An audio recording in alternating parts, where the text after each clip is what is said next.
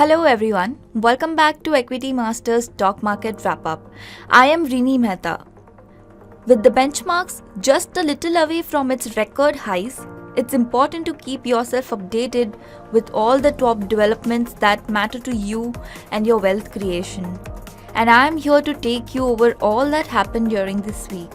So let's begin with the key topics that were in focus. Federal Reserve's zero interest rate hikes forecast, Brexit chaos, movements in rupee, India's trade deficit and other macroeconomic indicators, top stocks in focus, and we have lots more. First, a quick glance at how the broader markets looked.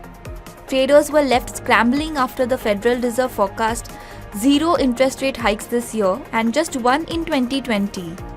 Rising uncertainty over Brexit and new signs of a prolonged US-China trade war added to the market confusion. Fed chairman said it could be some time before unemployment and inflation prompt a change in policy. The central bank cut its growth forecast from 2.3% to 2.1% this year, after the US economy expanded 2.9% last year.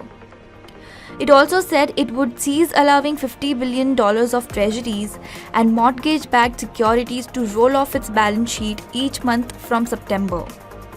Meanwhile, Donald Trump has signaled the US-China trade war might not come to a swift conclusion. Further, Brexit chaos is on the menu in Europe. Prime Minister Theresa May has requested a 3-month extension to the Brexit deadline, an option her EU counterparts previously ruled out unless she persuaded Parliament to support her Brexit deal. She may have no choice but to accept a prolonged extension or depart without a deal. Back home, Indian stock markets struck fresh 6-month highs on Tuesday as key benchmarks rose for the 7th straight day. Overall, markets performed well during the week, pushing benchmark index Sensex closer to its record high. The real heroes, though, are midcaps and smallcaps, which were badly beaten down since the beginning of 2018. Well, I'll talk about small cap opportunities and more on this later. Now moving on to currency space. After 6 consecutive sessions of gains, the rupee slipped against the US dollar on Tuesday as greenbacks saw some buying. On Monday, rupee closed at 7 months high at 68.53. The gains in domestic unit came at a time foreign portfolio investors continued to pour money into domestic equities. So far this month, they have invested over $3 billion in shares. Apart from the FPI inflows, there have been other developments that have supported the currency.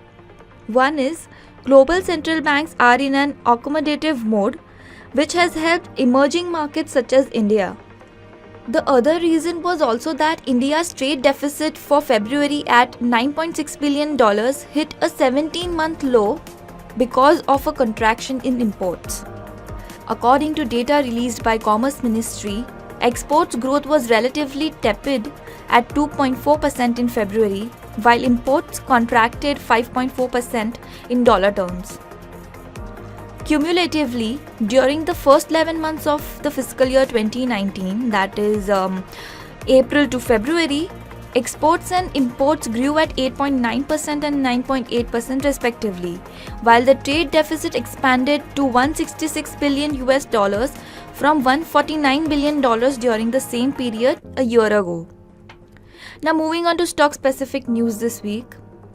Jet Airways' financial problems took a turn for the worse on Tuesday, with partner Etihad formally asking SBI to purchase its stake in the airline and pilots union threatening to strike work from April 1st if salary arrears are not cleared.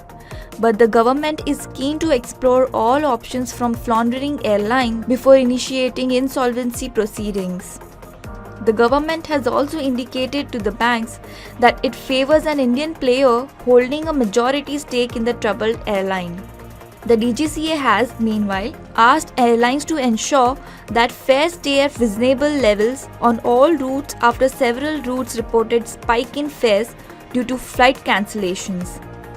In other news, L&T's bid to take over Mindtree entered an interesting phase.